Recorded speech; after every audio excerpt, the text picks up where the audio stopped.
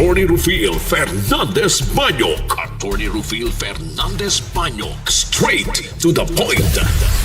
O karon, ania ang inyong anchorman. Aron sa pagpakigbatok sa kamatuoran, kundi aron sa pagdapig sa kamatuoran. Straight to the point. Luzon, Visayas ug Mindanao, Pilipinas, ug sa katawhan kutob sa mabot sa tong Sibya sa tibuok kalibutan via internet. May buntag ug kumusta live gikan sa Queen City of the South, Cebu City, Philippines. Welcome nining atong tulumanon ug inyong tulumanon. Straight to the point. Kini gyapon niyo sa kalagad sa kahanginan sa kasamang Rufil Fernandez Banyok. Mo'y paday makiguban kaninyo nining laing adlaw sa atong pagpakigbisog. Adlaw karon mahigala nga Martes, pizza size na. Buwan sa Enero tuig 2026. Straight to the point. Sa gihapon hatagan tagpagtagad ang mga isyus nga may labot ang lungsod. Nagbagang mga expose, nagunang mga reports. Dinhi lamang gihapon mga higala sa atong pagbanuban nining atong tulumanon ug inyong tulumanon. Straight to the point. Naguna sa tumasgutaran karong nga buntaga mga kaigsunan. Atong hataga pagtagad kay nay usa ka bata na palgang wa nay kinabuhi.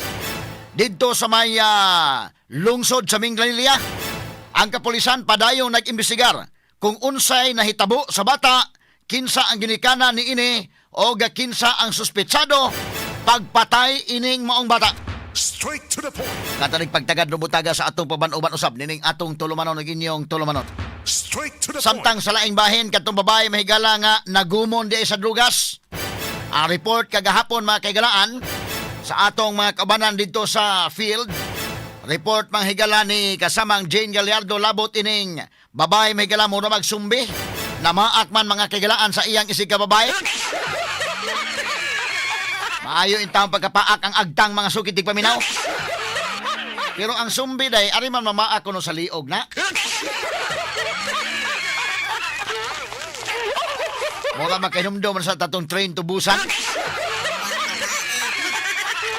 Kini ang ipaak mahigala kay agtang man marog simi sumbi pa ni.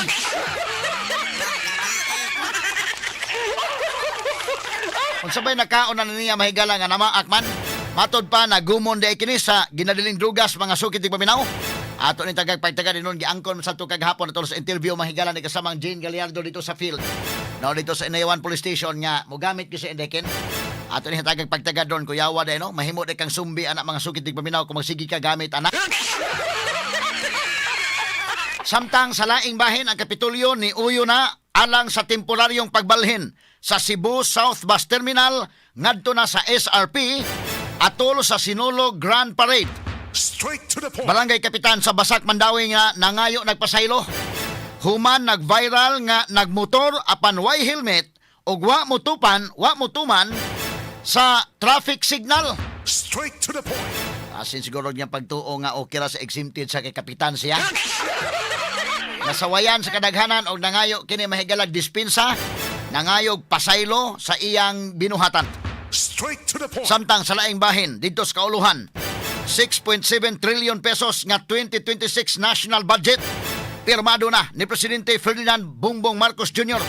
Apan gibito nini ang 92 bilyones pesos nga balor sa mga proyekto ubos sa unprogrammed allocations. Straight to the point. Naagibito in town inday kaya naagibito dako 92 billion pero unprogrammed man sad.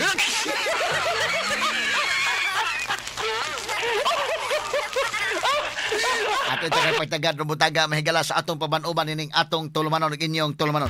Straight to the point. Samtang sa laing bahin kanhi Air Force General nga si Romeo Pukis gidako pag-abot sa airport tungod sa kasong inciting to sedition. Straight to the point. Tungod kuno kini matod pa sa pasangil nga nalambigit kini sa destabilisasyon batok sa gobyerno. Straight to the point. Basta musulti ka gani batok sa gobyerno may galabida ka delikado gyud nimo. Kini si Pukis mga kaigalaan gikan sa Hong Kong pagtugpa pa mga kaigalaan. Pagtugpa pa mahigaladas na iya porbida ditso mga kaigalaaga Sikop o Bangkok dai Bangkok. Katos Duterte may gikan sa Hong Kong. Si Duterte may gikan sa Hong Kong pag-abot sa airport Sikop. Kini po si General Romeo Pukis gikan sa Bangkok pag-abot sa airport Sikop. Nga naman tungod ko no matod pa sa inciting to sedition. Dali kayo masikop mahigalag mo sulti-sulti kakalog batok sa gobyerno. Dali kayo, ha? Katubitas Barsaga makikilan suspenso. Delikado sunod sa suspenso ini kinis libiste. Ha? Pero ang mga kawatan, wa pagyoy na preso. Ang kawatan nga mga dagko kay gi ulug-ulugan balantangan na presos diskaya mahigala og kini mga engineers sa DPWH pero mga gagmay man. Ti mailhan na nga gagmay mga higalang nga preso. Wa gyud ta makaila ini mga tawanas diskaya lagi to na ilhan gumikan kay na feature man sab ni mga higala labot atong sakyanan. May palit og sakyanan gumikan sa payo. Kining uban wa gyud ta kailaan ni nila. Mga gagmayng isda gyud taon mahigala moy giulog-ulog. Wa mahigala na scam ta sa pag-ingon nga dunay dagkong isda mapriso before Pasko. Wa may napuwa. Niingon na po, sige lang, kay dunay dagkong isda mapriso sa di pang bagong tuig. Wa ya po'y napuwa. Og dunay hinoy musulti, batok mahigala sa administrasyon, kana noon pusas. Pusas noon. Mao na tabo mahigala ni General Romeo Poques. Katarig pagtagad rumutaga sa atong pabanuban ining atong tulumanon ug inyong tulumanon. Samtang ang atong pagpadayon mahigala sa isyu labot na sa pagkasikop sa Venezuelan President nga diin mga higala operasyonan no sa Delta Force sa Amerika. Ubo sa pagbando mahigala sa ilang Commander-in-Chief nga mao si Donald Trump. Tuwa na karon nagatubang og kaso mahigala sa tinipong bansa sa Amerika. Straight to the point. Daghan mahigala ang mga pangutana, daghan ang mga questions, labot ani. Og mingon ka mahigala another incident kini mga kaigalaan nga napakita sa Amerika ang ilang capability labot sa military aspect mga sukintig paminaw. Laliban kagwa makadetect mga higala ang mga radar nila, ang ilang mga defense system, ang ilang mga higalang tanan nga electronic mga higalang pamaagis pag-detect sa kontra, napaong tanan. Nag-brown out mahigala ang Caracas City, ang capital mga kaigalaan sa Venezuela. Nadungan brown out pagkahuman gi-signal jam, wa na di na makakuha mga higala og signal wa gyud madetect. Mo na karon dako ning issue sa China sa mga sukid paminaw murag lingo-lingo ang China aning kalakiha nga ang ila mahigala mga equipment kay kining Venezuela mga allies man ni mga kaigalaan ally ni sa China o Russia. Ang ilang mga gamit din gikan sa China. Una-una siguro na mahigalan Chinese ron murag nagkalingo-lingo baka sila karon nga bidang ilngiga dahil sa equipment sa Amerika mga sukitig paminaw. O ang taga Venezuela makaingon bida dito magunta ng umpras China.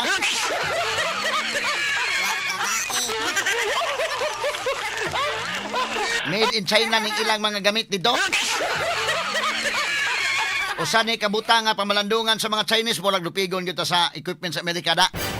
Kay in less than 30 minutes nakuha nila may ilang Commander-in-Chief sa Venezuela.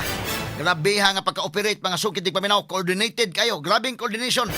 Diyan nakaparking sa Caribbean Sea mga higala ang ilang mga barkong igugubat, ang Navy, ang Air Force o ang Delta Force. In less than 30 minutes nakuha mahigala nila kining presidente mahigala sa Venezuela. Straight to the O point. ang iyang asawa tagantanig pagtagad robutaga. Ang pangutana ana no, why question grabe ang capability sa military mga higala sa US. Ang question niya, sakto ba ang gibuhat ni Trump? Nasubay ba sa balaod ang gibuhat ni Trump? Labot ining maong insidente o wa? Manay giingon depende asa kalaban. Kay pulos dunay mga legal basis ang pikas o pikas may higala nga habig. Straight to the Kini point. guban pang mga isgutanan niyo mabati exclusive over DYHP RMN Cebu 612 sa dial sa inyong mga radyo sa 93.9 IFM. Sa serbisyo publiko, maaasahan mo. Mga balita'y detalyado